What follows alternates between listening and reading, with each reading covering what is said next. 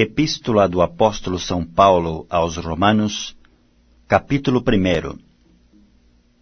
Paulo, servo de Jesus Cristo, chamado para apóstolo, separado para o Evangelho de Deus, o qual antes havia prometido pelos seus profetas nas Santas Escrituras. Acerca de seu filho, que nasceu da descendência de Davi segundo a carne, declarado Filho de Deus em poder, segundo o Espírito de santificação, pela ressurreição dos mortos, Jesus Cristo, nosso Senhor, pelo qual recebemos a graça e o apostolado, para a obediência da fé entre todas as gentes pelo seu nome, entre as quais sois também vós chamados, para serdes de Jesus Cristo. A todos os que estáis em Roma, amados de Deus, chamados santos, graça e paz de Deus nosso Pai e do Senhor Jesus Cristo. Primeiramente dou graças ao meu Deus por Jesus Cristo, acerca de vós todos, porque em todo o mundo é anunciada a vossa fé. Porque Deus, a quem sirvo em meu espírito, no Evangelho de seu Filho, me é testemunha de como incessantemente faço menção de vós, pedindo sempre em minhas orações que, em algum tempo, pela vontade de Deus, se me ofereça boa ocasião de ir ter convosco. Porque desejo ver-vos, para vos comunicar algum dom espiritual, a fim de que sejais confortados. Isto é, para que juntamente convosco eu seja consolado pela fé mútua, assim vossa como minha. Não quero, porém, irmãos, que ignoreis que muitas vezes propus ir ter convosco, mas até agora tenho sido impedido, para também ter entre vós algum fruto, como também entre os demais gentios. Eu sou devedor, tanto a gregos como a bárbaros, tanto a sábios como a ignorantes. E assim, quanto está em mim, estou pronto para também vos anunciar o Evangelho, a vós que estáis em Roma. Porque não me envergonho do Evangelho de Cristo, pois é o poder de Deus para a salvação de todo aquele que crê. Primeiro do judeu e também do grego, porque nele se descobre a justiça de Deus de fé em fé, como está escrito, mas o justo viverá da fé. Porque do céu se manifesta a ira de Deus sobre toda a impiedade e injustiça dos homens, que detêm a verdade em injustiça. Porquanto o que de Deus se pode conhecer, neles se manifesta, porque Deus lhe manifestou. Porque as suas coisas invisíveis, desde a criação do mundo, tanto o seu eterno poder, como a sua divindade, se entendem, e claramente se veem pelas coisas que estão criadas, para que eles fiquem inexcusáveis. Portanto, tendo conhecido a Deus, não o glorificaram como Deus, nem lhe deram graças. Antes, em seus discursos, se desvaneceram, e o seu coração insensato se obscureceu. Dizendo-se sábios, tornaram-se loucos, e mudaram a glória do Deus incorruptível em semelhança da imagem de homem corruptível, e de aves, e de quadrúpedes, e de répteis. Pelo que também Deus os entregou às concupiscências de seus corações, à imundícia, para desonrarem seus corpos entre si, pois mudaram a verdade de Deus em mentira, e honraram e serviram mais a criatura do que o Criador, que é bendito eternamente. Amém. Pelo que Deus os abandonou às paixões infames, porque até as suas mulheres mudaram o uso natural, no contrário, à natureza. E semelhantemente, também os varões, deixando o uso natural da mulher, se inflamaram em sua sensualidade uns para com os outros, varão com varão, cometendo torpeza e recebendo em si mesmos a recompensa que convinha ao seu erro. E como eles se não importaram de ter conhecimento de Deus, assim Deus os entregou a um sentimento perverso para fazerem coisas que não convêm. Estando cheios de toda a iniquidade, prostituição, malícia, avareza, maldade, cheios de inveja, homicídio, contenda, engano e malignidade, sendo murmuradores, detratores, aborrecedores de Deus, injuriadores, soberbos, presunçosos, inventores de males, desobedientes aos pais e às mães, nécios, infiéis nos contratos, sem afeição natural, irreconciliáveis, sem misericórdia, os quais, conhecendo a justiça de Deus, que são dignos de morte os que tais coisas praticam, não somente as fazem, mas também consentem aos que as fazem. Epístola do Apóstolo São Paulo aos Romanos, capítulo 2. Portanto, és inexcusável quando julgas, ó homem, quem quer que sejas, porque te condenas a ti mesmo naquilo em que julgas a outro, pois tu que julgas, fazes o mesmo. E bem sabemos que o juízo de Deus é segundo a verdade sobre os que tais coisas fazem. E tu, ó homem, que julgas os que fazem tais coisas, cuidas que, fazendo-as tu, escaparás ao juízo de Deus? Ou desprezas tu as riquezas da sua benignidade, e paciência, e longanimidade, ignorando que a benignidade de Deus te leva ao arrependimento?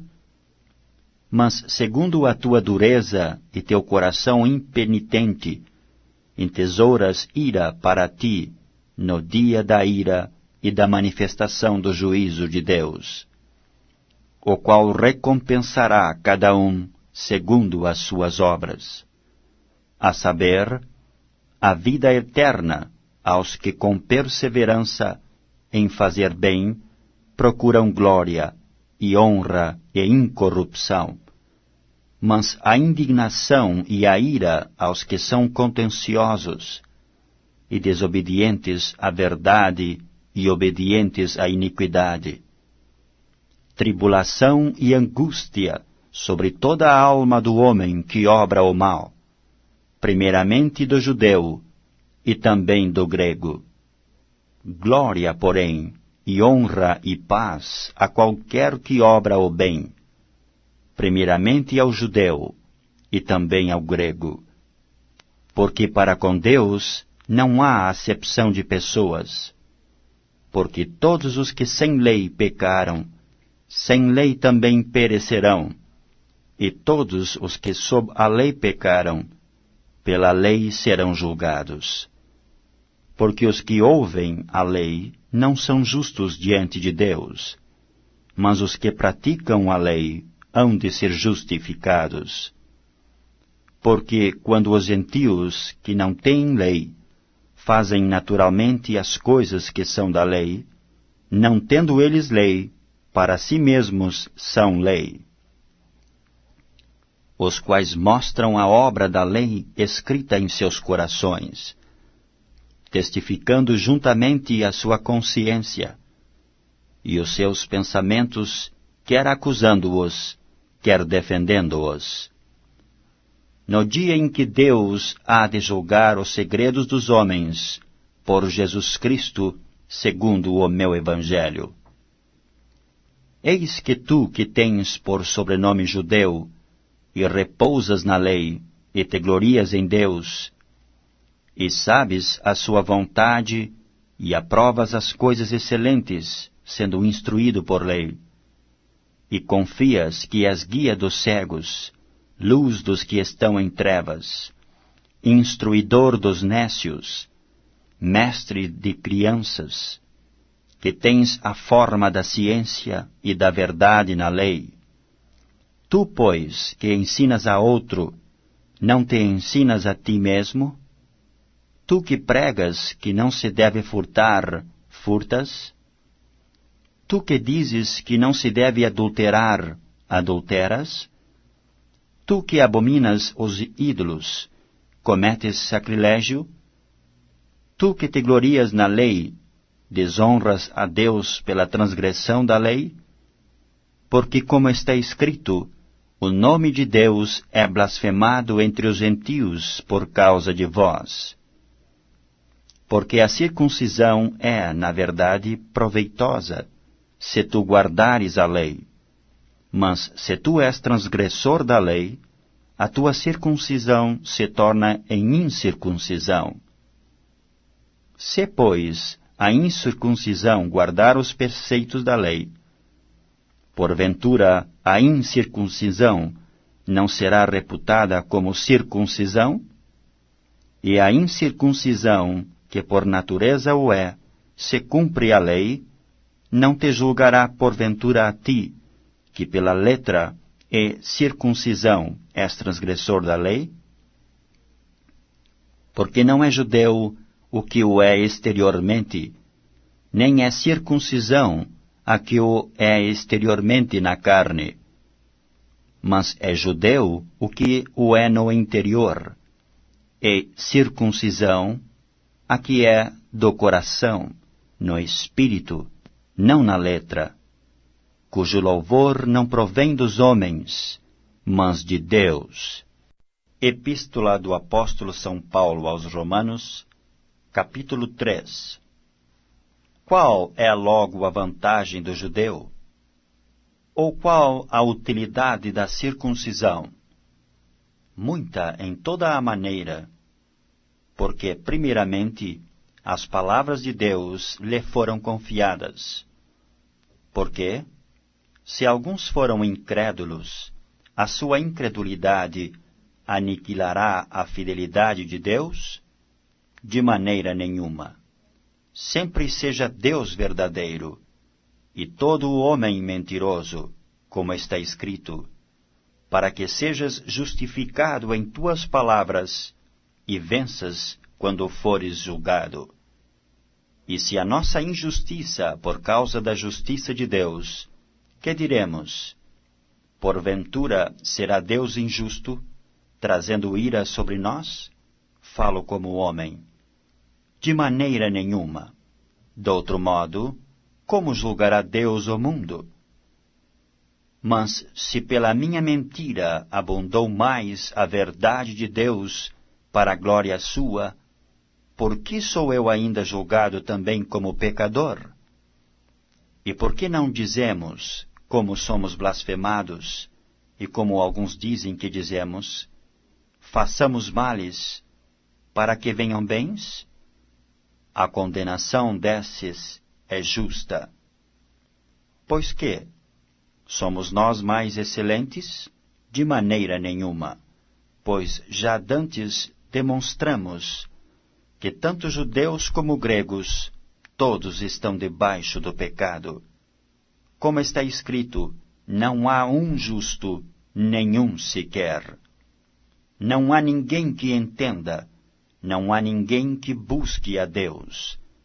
Todos se extraviaram, e juntamente se fizeram inúteis. Não há quem faça o bem, não há nenhum só. A sua garganta é um sepulcro aberto, com as suas línguas tratam enganosamente. Peçonha de áspides está debaixo de seus lábios. cuja boca está cheia de maldição e amargura. Os seus pés são ligeiros para derramar sangue. Em seus caminhos há destruição e miséria. E não conheceram o caminho da paz.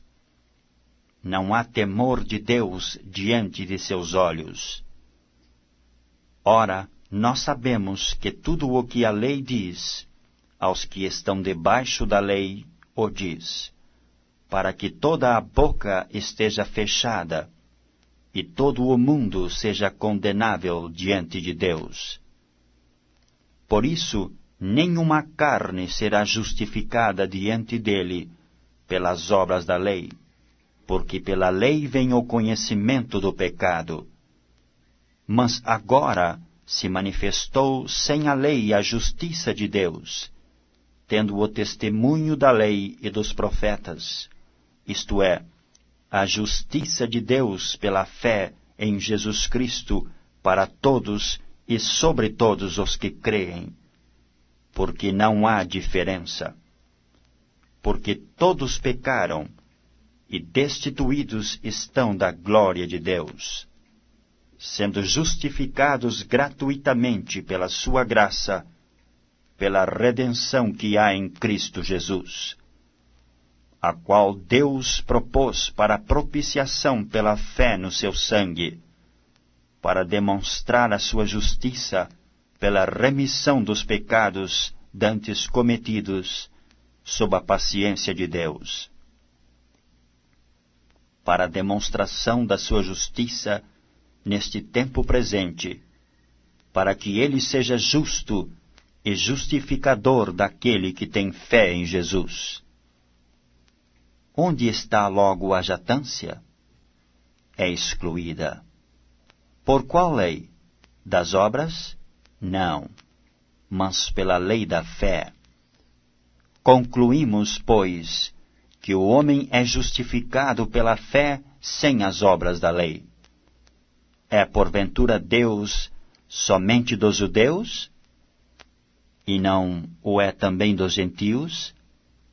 Também dos gentios, certamente. Se Deus é um só, que justifica pela fé a circuncisão, e por meio da fé a incircuncisão. Anulamos, pois, a lei pela fé? De maneira nenhuma. Antes estabelecemos a lei.